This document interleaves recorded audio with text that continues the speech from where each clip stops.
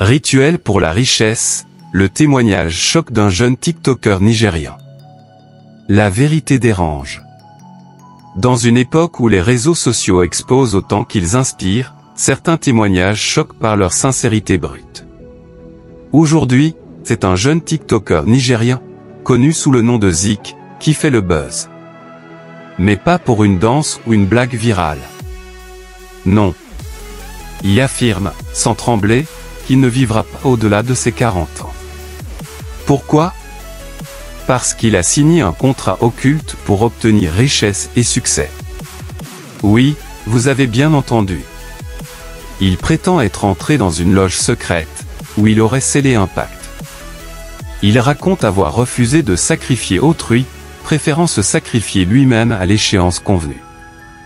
Je ne vais pas atteindre 40 ans. Je sais où j'ai trempé ma main, donc je ne risque pas d'atteindre cet âge. Mais ce n'est pas un problème, pas besoin de pitié parce qu'un accord reste un accord. J'ai accepté, et j'ai reçu ce que je voulais.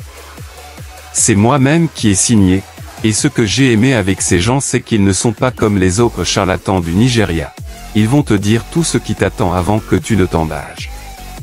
Ils m'ont prévenu, j'ai refusé de faire des sacrifices ou de vendre quelqu'un pour renouveler. J'ai demandé qu'ils m'utilisent moi-même. Ils m'ont même proposé l'option de coucher avec beaucoup de personnes mais j'ai refusé, je n'en voulais pas. Avant que je n'atteigne 40 ans, je vais célébrer mon dernier anniversaire plus que personne, c'est dans le contrat. Puis je vais utiliser mon propre cœur pour m'acheter. Ils vont m'aider dans cette démarche, ils vont payer un docteur qui va m'injecter pour une mort sous assistance, et prendre mon cœur.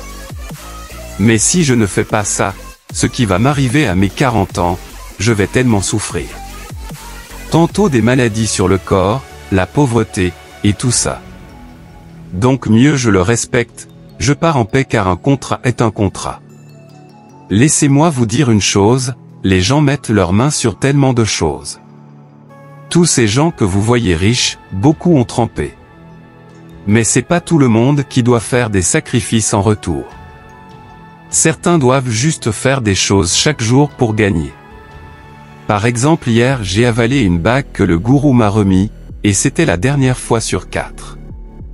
Ma vie n'est plus la même depuis. Je ne suis plus le même, voire instable à la limite.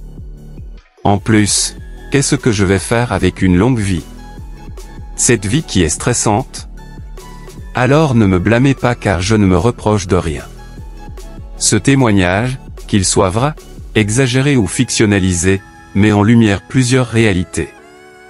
La pression de la réussite rapide, surtout chez les jeunes en Afrique, où l'absence d'opportunités pousse certains à des choix extrêmes. La santé mentale, cette déclaration peut aussi être interprétée comme un cri silencieux, un mal-être déguisé derrière le sourire. L'obsession pour l'argent et les apparences, souvent alimentée par les réseaux sociaux.